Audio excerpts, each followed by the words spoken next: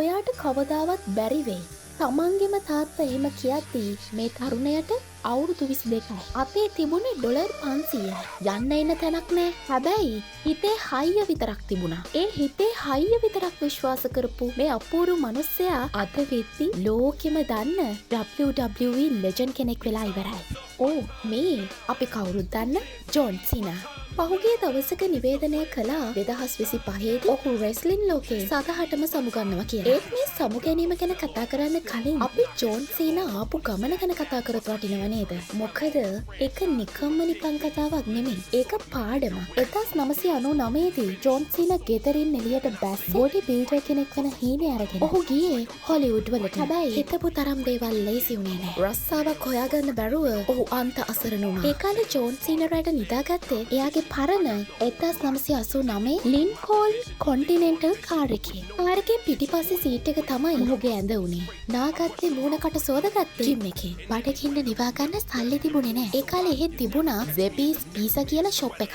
ඒකේ තිබුණ ලොකුම පීසා එකක් තනියම කාලිවර කරලා ඒකට සල්ලි ගෙවන්න ඕනේ නැහැ කියලා චැලෙන්ජ් එකක් තිබුණා. දන්නවද ජොන් සීනා කරපු වැඩේ? බඩගින්න වැඩිකමට ඔහු රැට ගිහින් අර පීසා එක තනියම කාලා සල්ලි නොගෙවා එන්න පුරුදු වෙලා හිටියා. ඔහු රස්සාවට කළේ ජිම් එකේ ටොයිලට් හොදන එක සහ ටවල් නවන එක. හිතන්න අද කෝටි ගණන් වටින කාර් වල යන ප්‍රයිවට් ජෙට් වල යන මේ දැවැන්තයා එදා ජීවත් වුණේ එහෙමයි. කොහොම හරි John Cena ultimate pro wrestling එකට සම්බන්ධ වුණා. එතනින් පස්සේ තමයි ඩයිවය වෙනස් වුණේ. 2002 දී WWE රින් එකට ආවේ කෝට් ඒන්ජල් ඉස්සරහා හිටගත්තේ ආධුනික තරුණයා එදා ගැම්මට කිව්වේ රුත්ලස් ඇග්‍රෙෂන් කියලා.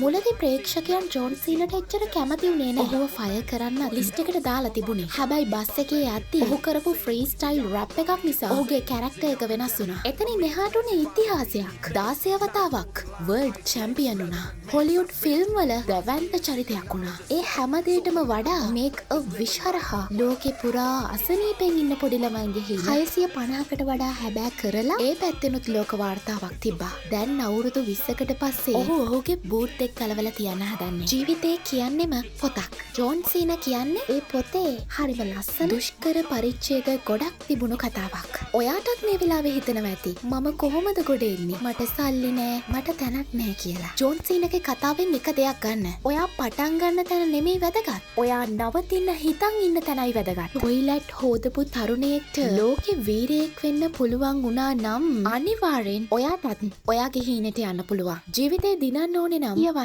චරිත ගැන කියවන්න. පොතපත කියවන්න. මොකද හැම අකුරක්ම ඔයාට උගන්වන්නේ ජීවිතේ ඉස්සරහට යන විදිය. Never give up.